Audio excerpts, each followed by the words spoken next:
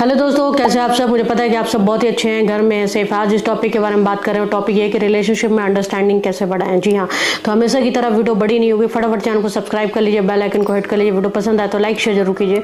Comment पे अपने opinion भी दे सकते हैं, क्वेश्चन भी पूछ सकते हैं। तो चलिए स्टार्ट करते हैं।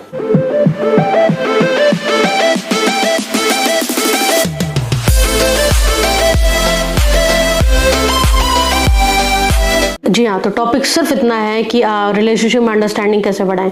रिलेशनशिप में अंडरस्टैंडिंग बढ़ाने के लिए आपको पहला तो ये करना पड़ेगा कि आपको एक दूसरे को समझना पड़ेगा कि सामने वाला इंसान आपके साथ कैसा, किस मूड में है, किस तरह की बातें क्यों कर रहा है, उसके साथ क्या प्रॉब्लम है, वैसा रिएक्ट क्यों कर रहा है, वैसा एक्शन क्यों ले रहा है या ले रही है। इसके लिए आपको एक दूसरे को जानना पड़ेगा, आपको एक दूसरे को समझना पड़ेगा, एक दूसरे को टाइम देना पड़ेगा। तो रिलेशनशिप में पहले टाइम लो, चीज़ों को समझो और उस हिसाब से फिर एक दूसरे के साथ रिएक्ट करो।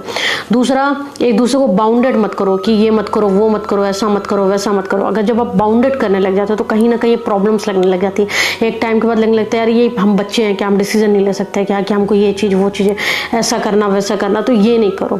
तीसरा, स्पेस दो, मतलब फ्री करो उसको कि जहाँ जाना है, जैसे जाना है, जो करना है तुम्हारे डिसीजन में मैं तुम्हारे साथ हूँ, जैसा है वैसा है, सब चीज़ें तुमको फ्री रहना, मतलब उसे फ्री दो, उसको फ्री करो, मतलब उसको अपनी सोच, अपनी समझ, उसको अपना डिसीजन लेने दो।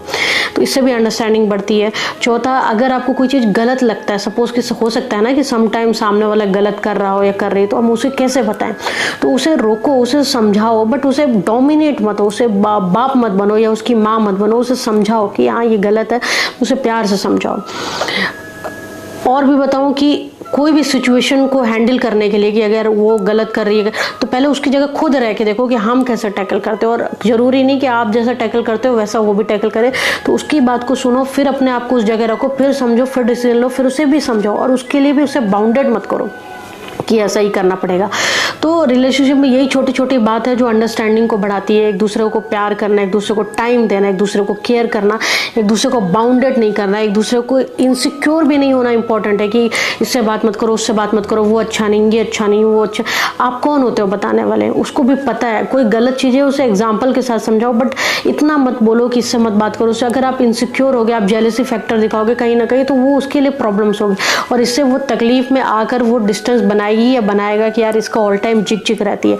तो ये सब चीज़ें भी देखना है कि हमको इनसिक्योर भी नहीं होना है, एक दूसरे की केयर भी करना है, एक दूसरे को टाइम देना है, एक दूसरे को अंडरस्टैंडिंग बढ़ाने का सिर्फ रीज़न है कि स्पेस देना है एक दूसरे को। और इतना ज़्यादा डोमिनेट नहीं होना कि सामने वाला कोई इंसान हमें कुछ बता रहा है तुरंत उस पर चढ़ बैठना, हावी करो, हावी उसके ऊपर लड़ने लगना, प्रॉब्लम करने लगना, क्रिएट करना, नहीं तुमने ऐसा किया, वैसा किया, ऐसा किया, उसके ऊपर उसको प्रॉब्लम नहीं करना है ना। उसे ऐसा नहीं करना है कि तुम्हारे साथ दिक्कत है, तुमको ये चीज़ें नहीं करनी चाहिए। तो ये सब चीज़ें नहीं करना है। आपको ये है कि आपको उसको समझाना है और समझना है, फिर चीज़ों को हैंडल करना है कि यार ऐसा ऐसा हो रहा है। तो इस तरह की चीज़ें हैं और इस तरह से ही अंडरस्टैंडिंग बढ़ती है कि आपको एक दूसरे को टाइम देना पड़ेगा, एक दूसरे को समझना पड़ेगा, एक दूसरे को चीज़ों को समझना पड़ेगा, उसके प्रॉब्लम्स को समझना पड़ेगा, उसके अपने, उसके सपने, उसको सबको इंपॉर्टेंस देनी पड़ेगी, उसको सपोर्ट करना पड़ेगा, इनफैक्ट एक दूसरे को सपोर्ट करना पड़ेगा। जब आप ये सब चीज़ें लेकर आओगे, और इसका मतलब ये नहीं कि आप सोचोगे सब मीठी मीठी बात है तो लड़ाई तो होगी नहीं, तो लड़ाई नहीं होगी तो ऐसा कैसे होता है। लड़ाई सब में होती है, लड़ाई भी होगी रिलेशनशिप में, और लड़ाई नहीं होगी तो रिलेशनशिप मजबूत कैसे होगा। बट लड़ाई होने के बाद एक टाइम के बाद उसके सामने वाले की अच्छी अच्छी बातों को सोच के उस लड़ाई को शॉर्ट भी करना होगा, इसको भी अंडरस्टैंडिंग कहते हैं। और अपनी गलती है तो उसे मानना भी होगा, और उसमें मानने में कोई शर्म और कोई झिझक नहीं होनी चाहिए कि बस सॉरी मेरे से फॉल्ट हुई, मेरे से गलती हुई, मैं नहीं अंडरस्टैंड कर पाया, नहीं कर पाई, नेक्स्ट टाइम ऐसा नहीं होगा।